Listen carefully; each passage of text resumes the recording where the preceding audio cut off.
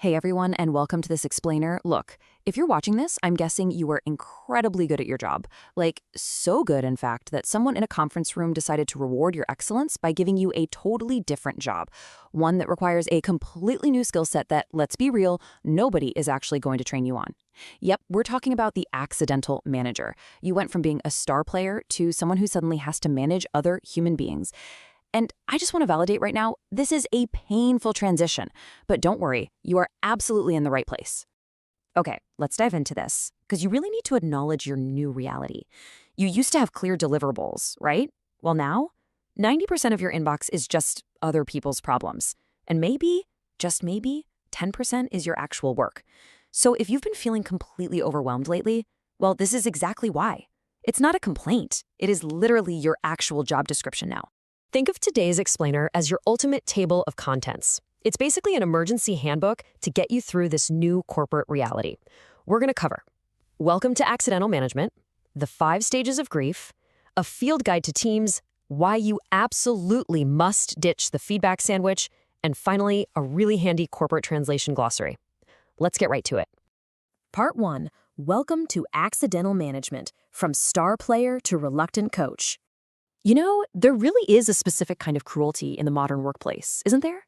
You spend years developing your expertise, you become the absolute go-to person, and your reward? Being promoted completely out of the job you were actually good at. Congratulations, you are now responsible for other people. I mean, I read that quote with a mix of genuine celebration and just deep, deep sympathy. The assumption out there is always that because you are great at the work, you'll naturally be great at managing the humans who do the work. But managing people isn't just a simple reward. It's a massive career pivot disguised as a promotion. And this brilliantly illustrates the gap between our expectations and reality. It's the Venn diagram of delusion. Think about what we thought managers did: nodding thoughtfully in meetings, forwarding emails, saying things like, "let's align."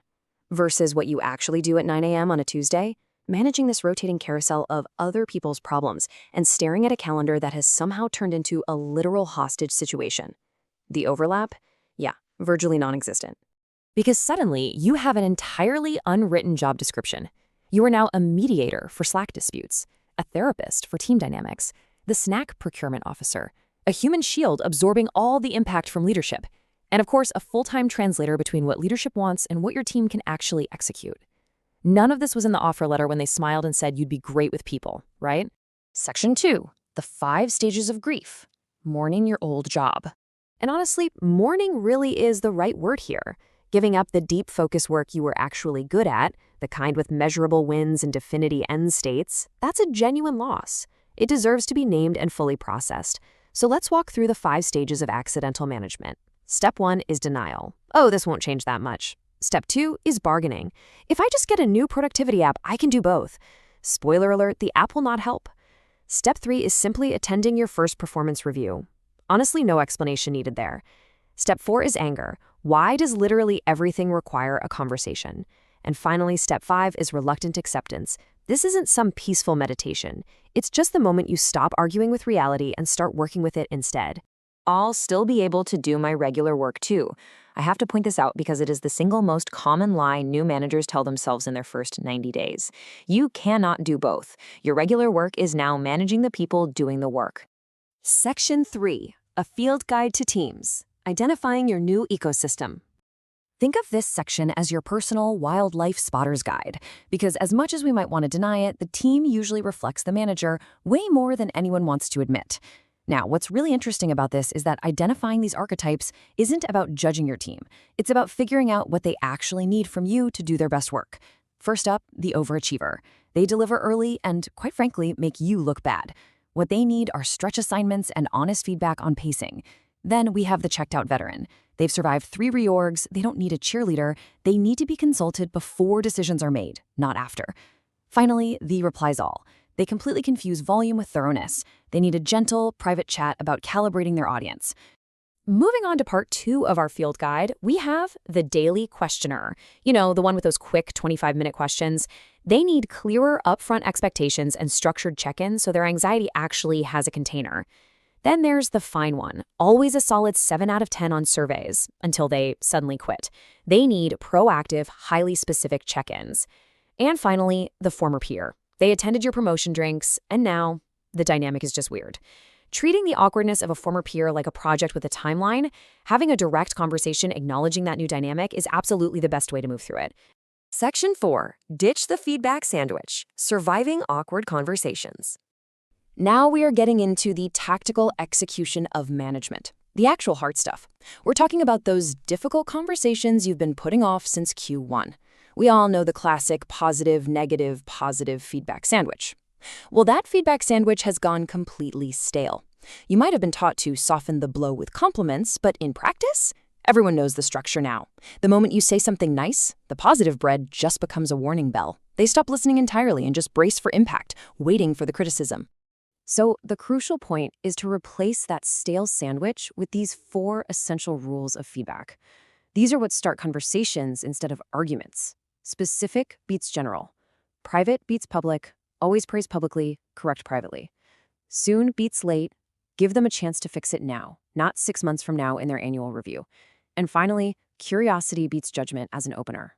Let's look at the difference between general and specific feedback in action.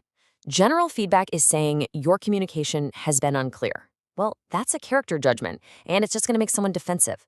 But specific feedback sounds more like this. In the last 3 client emails, the ask got buried in the 4th paragraph.